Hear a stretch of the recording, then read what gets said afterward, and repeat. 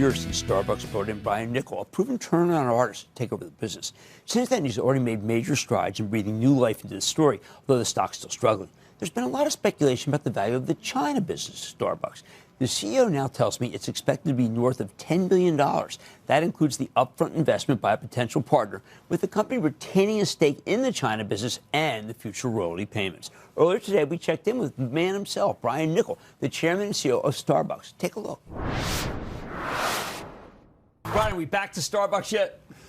We are definitely closer than we ever have been, and I'm really proud of the progress we've made over the last year and the team that is executing against the plan. You are innovating. We're all very excited about protein cold foam, but you are the keeper of the numbers. Is it working?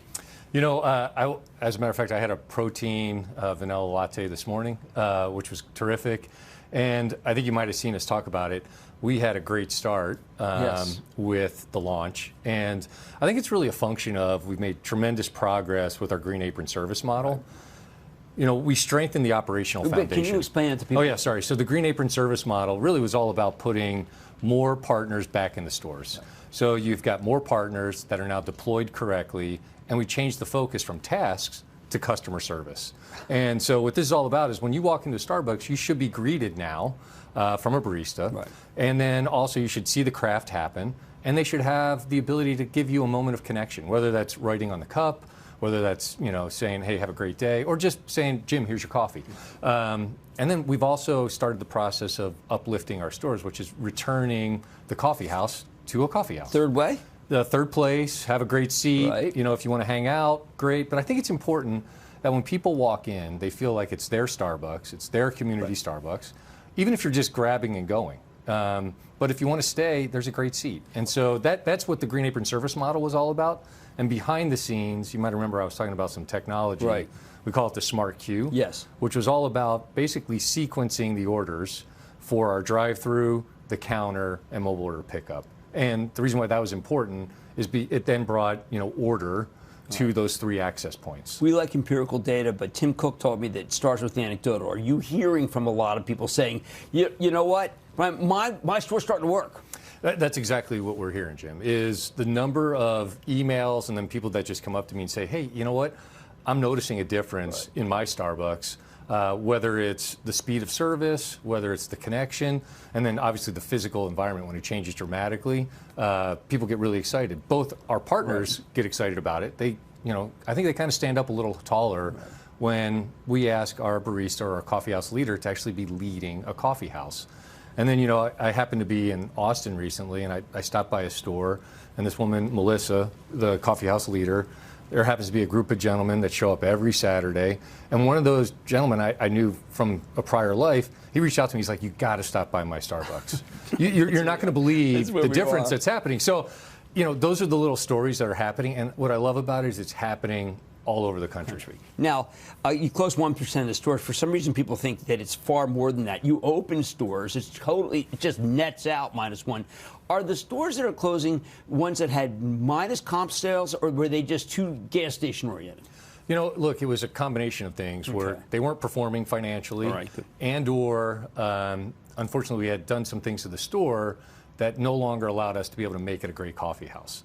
And so, and a lot of those times, those things overlapped. Right. So, you know, it was really all about, do we believe we could get the financial performance back with this store? And could we give the partner and the customer the experience they want? If the answer was no to both, then it was time to actually close it. And to be honest, you never want to close a store. No. If there's any way to find the way to get it back to a great place of performance, we would have, you know, taken down that path. But in this case, it was just time for some of these stores. They needed to be closed. And, you know, not to say we won't be back in the trade area with a new execution. Now, I think that you and I are both sport fans, and we're supposed to look forward, but never supposed to look back. But I was thinking about, it's been fiscal year 2022, 2023, since you had 4 consecutive quarters of up comps. Now, that means that things must have deteriorated at a much bigger rate than maybe we knew it's 3 years of destruction. Yeah. What happened in those 3 years?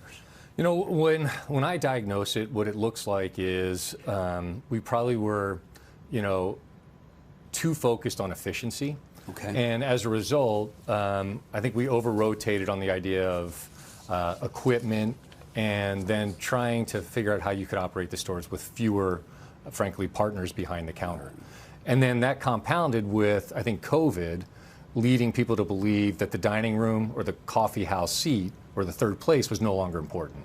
So you had two things happen. One, and then obviously you also had some of the inflationary challenges where pricing, I think, got ahead of the business, combined with removing some labor and then pulling back on the thing that makes us unique, which is our experience. Did people not think the comp store sales would go down if you do that, or did they think it would be kind of alchemy?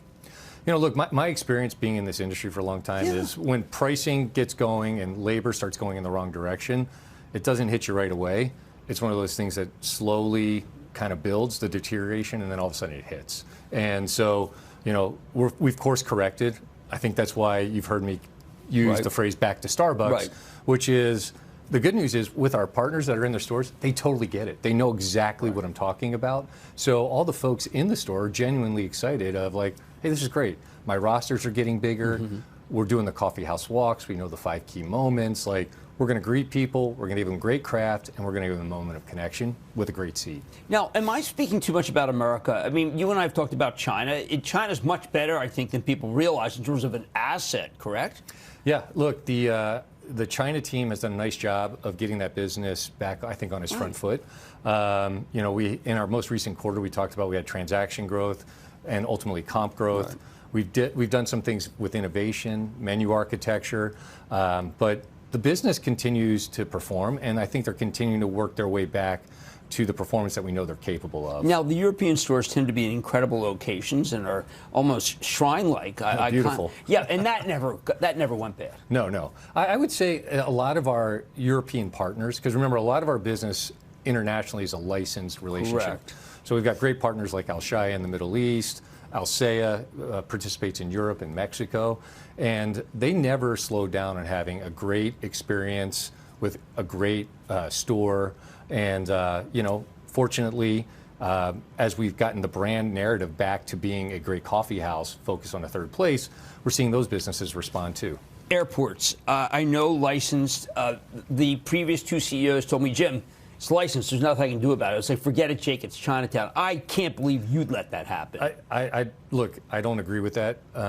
We need to make the experience in the airport better. We're not where we need to be yet. No. With the most recent restructuring, we've done some work on how do we work with our licensed partners differently. And actually, we've got our U.S. licensed partner summit happening in Seattle next week. And we're going to talk about how do we get back to being a great experience, whether you're in the airport, whether you're in, you know, the grocery store, a Target. We want a great Starbucks experience, and you shouldn't have to decide whether it's licensed or a company-operated store. It should be no different to our customers. Exactly. Now, when I went to one of the annuals, Howard Schultz,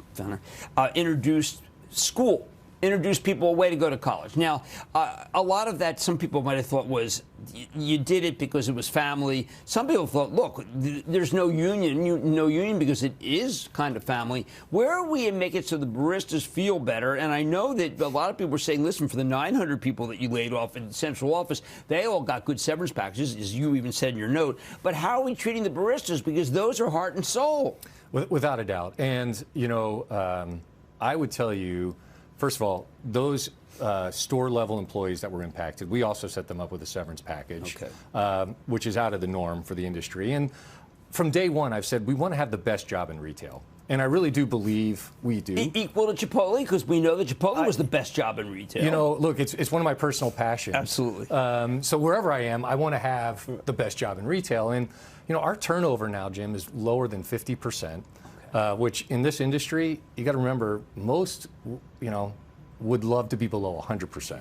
So the fact that we're below 50 tells you we're doing the right things. The other thing, too, is we've done a lot of roundtables, and meaning we just get together and have a conversation and hear what's going on. And then we obviously survey the entire system. And our partner engagement scores are at all-time highs. So they're seeing the effects. Because remember, in August, we rolled out roughly over $500 million of investment into the stores and into our partners.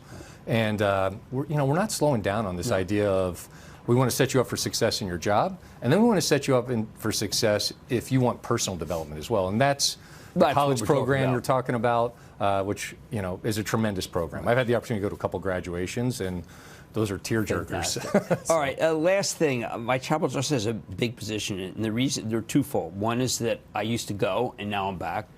But the second is because of you. Oh. Where is it versus what you expected? How disappointing was it versus what you expected? And how long can we be at the $80, $82 level before people say, you know what, I thought he could pull it off, but maybe he's not the guy? Yeah, look, I will tell you, first of all, I think more people are doing what you're doing right now, which is they might have left us, but they've come back. Yes. And they've experienced the Starbucks that I think they actually cherished before we maybe had some missteps. And I will tell you, I think we're ahead of schedule on the turnaround. That's part of the reason why we leaned into launching the Green Apron model sooner and faster. And I just fundamentally believe as we continue to make progress and the results, I think, follow the stories that I'm sharing, the stock will take care of itself. Right. And I've always taken that approach, which is if I take care of all the key constituents, meaning we do a great job for our customers, we do a great job for our partners, and we're unrelenting on execution, good things follow. And, I'm delighted to hear that you're back. I am back. And, hopefully. And I'm back with the triple venti cappuccino with skim wet, and they actually take the order. They don't look at me like I have 3 heads.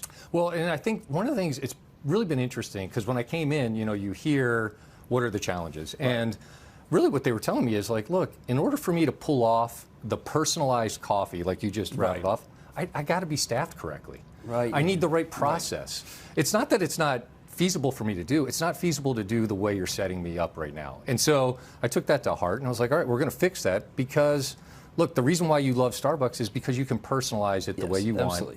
And we need to be able to set our partners up to give you that personalization. I want to thank Brain Niccol, CEO of Starbucks, who a lot of people bet against. People forget what it was like at Chipotle before he came. I was critical too, but I was converted, and I was right, because you're that good. Thank you, Brian. Thanks, Jim. Yeah, pleasure. Coming up, SoFi has gotten its gains right in 2025 by rallying to new all-time highs. And Cramer's sitting down with the CEO to see what's behind the move higher. Next.